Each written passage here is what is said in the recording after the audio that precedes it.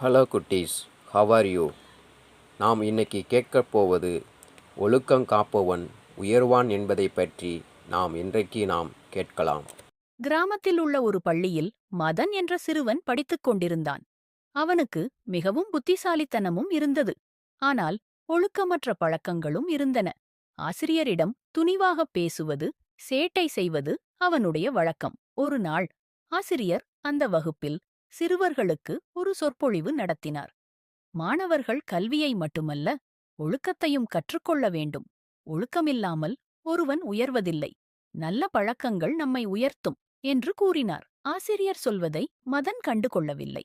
ஆனால் அதே நேரம் அவன் நண்பன் குமார் ஒவ்வொரு வார்த்தையையும் மனதில் பதித்து வைத்துக் கொண்டான். ஆண்டுகள் கடந்தபோது மதன் மற்றும் குமார் இருவரும் பள்ளியை முடித்தனர்.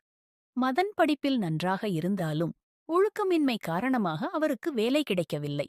ஆனால் ஒழுக்கம்தான் ஒருவரின் உண்மையான கல்வி.